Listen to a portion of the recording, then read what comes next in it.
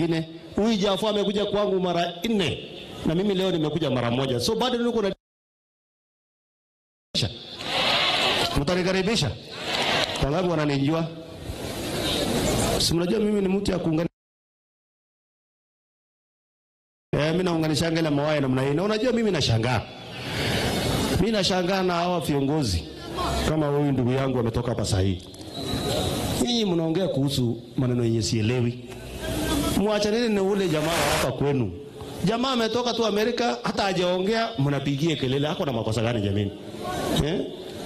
Ule mtu anajua na wanajua ile vitu alifanyia nje wakiwa na Uhuru Kenyatta. So watu watulize bole. Mwacha kupigia ule mtu kelele. Hajasema kitu, ameshuka tu, amekuja kusalamia nyanya yake, amekuja kusalamia wazazi wake na sisi. Nyinyi mnapiga kelele, hapa mnapiga kelele mtu hajaongea.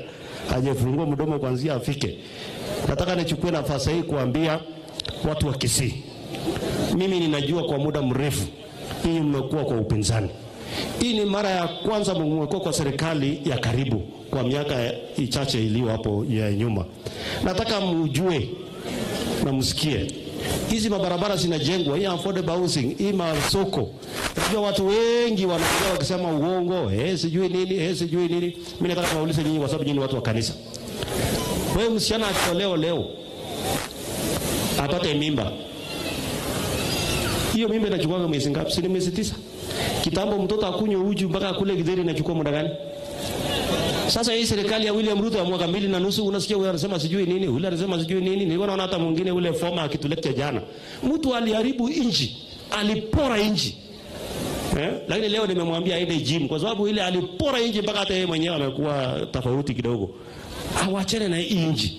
Wacha sisi tuje tushughulikie kanisa, tushughulikie mama mboga, tushughulikie watu wa bodaboda, tufanye hiyo ndogo ndogo. William Ruto na Kithure Kindiki wajenge lami, wajenge soko, wajenge mashule zetu, au mawaziri washughulikie watoto wetu wasome. Hiyo ndio kitu tunahitaji katika taifa la Kenya. Na hatutaki mtu kutuambia ati rais anafaa kuwa kwa kona ile. Hatutaki mtu kutuambia ati deputy president huyu Kindiki akuwe mtu wa mlima.